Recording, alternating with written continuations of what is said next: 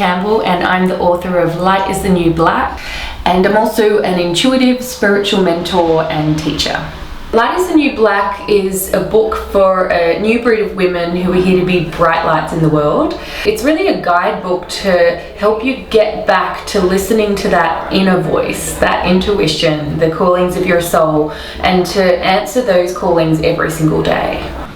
Since I was a young girl, without having the concepts of light worker or, any metaphysical stuff, I just had this innate knowing that I was here to raise the vibration of the planet, to be part of all of us who are called by spirit to raise the vibration of the planet and to be a bright light in the world.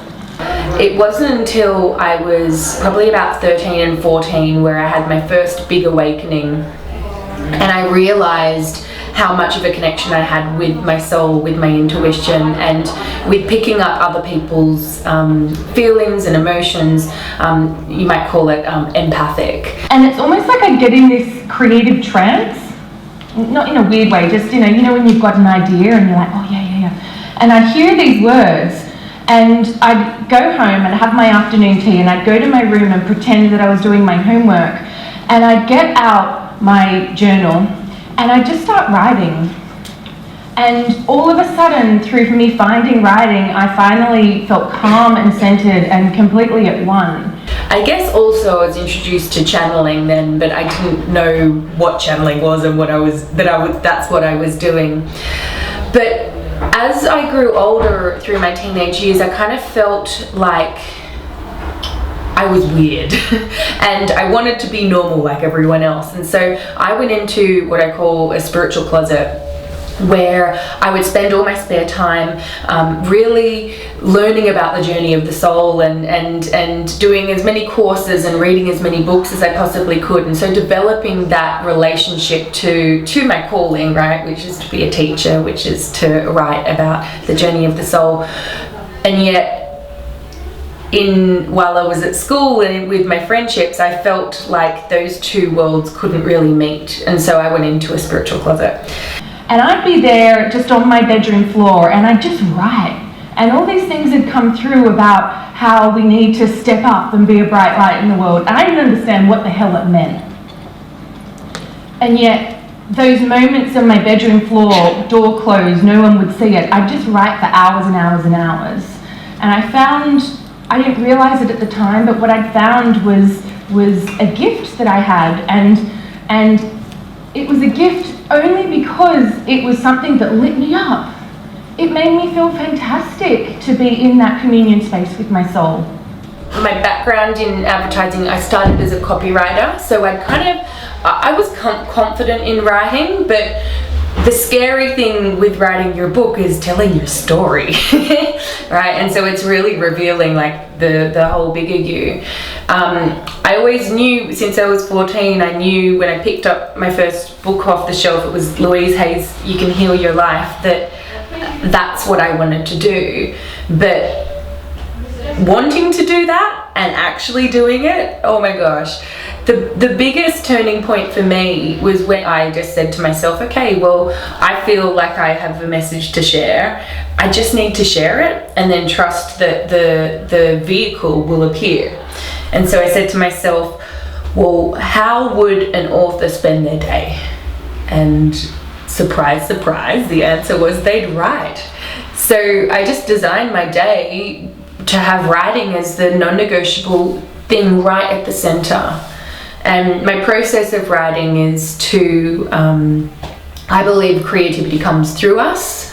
I believe that there is ideas and messages that are waiting to be heard, and that our only job as the vehicle is literally to show up every day. And so my writing process is generally I go into nature and just walk around, look at the flowers, be inspired, because when you're inspired, you're in your spirit. And then I'll do a meditation. My favorite meditation is called sourcing. And then I'll give myself, say, 20 minutes to write. and I'll just write down whatever comes through. And then, so my book, Light is the New Black, I wrote that pretty much entirely at Regent's Park in the Rose Garden there. So yeah, because it was away from all the distractions. And you know, I realized that you don't have to take 3 months out of your life to write a book, as in like, this is all I'm doing. You just have to show up every day. Like successions of 20 minutes, that's how you write a book. And that's certainly how I'm more productive. If I take a week and it's like that's all I'm doing, I'll end up on YouTube. I'll be doing all different things. Whereas if it's just like, okay, bite-sized, 20 minutes, go, there's no excuse there. The best decision I've ever made in my entire life has been to show up to meditation in a non-negotiable way. I remember over the years, like all the years, just like hearing teachers say this and say, you must meditate every day, meditate every day. And to be honest, I didn't get why it was so important. I was a bit of a dabbler where if I had a really good day, I'd do an hour meditation, or maybe I'd do like intuitive writing or dance or chanting or whatever. I'd kind of like your vision board, you name it, I did it. But the problem with that, for me anyway, without having that structure of showing up every day, I found that as soon as I had a crap day, I wouldn't show up to my spiritual practice. And that's when I needed it the most, right? And so it was probably about 3 or 4 years ago when I made that vow to myself to show up to the whispers. You know, we were talking about it before, that little voice, that little whisper. And then, or you can just go into nature and listen to the birds, or look at a flower, or look at a candle. Even if it's 5 minutes, it's fine, but do it in a way where you're showing up every day, because we are all intuitive and our soul is calling us constantly. It's just with busyness of life, it's so easy to, the voice of the ego and the mind is louder. It just is. Voice of the soul and spirit is subtle. It's vibrational as well. Very rarely do we hear this big voice outside of ourselves. The shout normally comes, like I was saying before, when it's like life, the universe needs to pull the rug out from underneath you. Whereas if you listen to those calls every day, you don't need the big like life collapsing moment. Yeah, that's my experience. My role models, they're all women. One of them is my grandma, her name is Nana Peg, and she's my role model because of her independence, and she just has this grace about her. Like, if anyone who knows her is just like, oh my gosh, she's just so effortless in what she does, and the way she just like, she meditates while in the garden, and she's just graceful. My 2 other role models would be Maya Angelou. Oh my gosh, I just love her courage and strength and fierceness. I love how fierce she is. And then the other one would be Oprah, because I just love Oprah and everything that she does.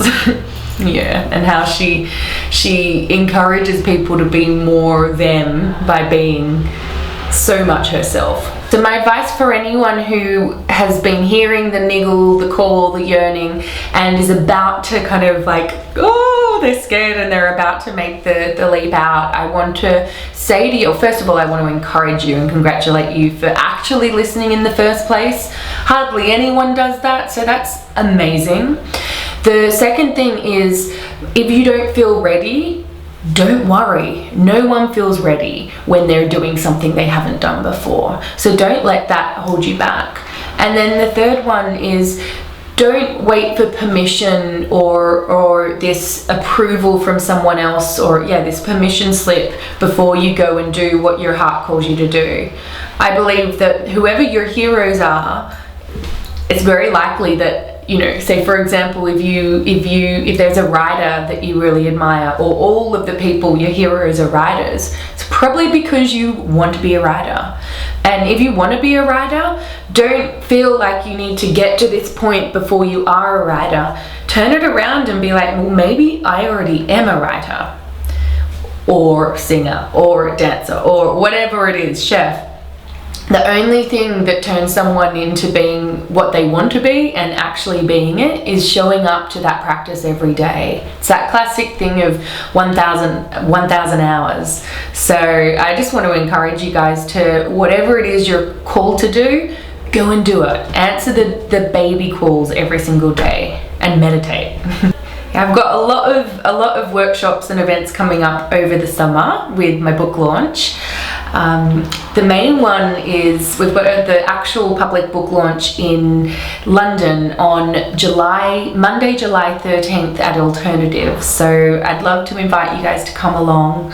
I'll also be talking at conscious living events down in Bournemouth. I'll also be at Tree of Life and Mind Body Spirit Festival in Birmingham, and a whole lot of other places as well. So yeah, if you guys feel the need to come and raise your vibe and connect with the callings of your soul, I'd love to see you there.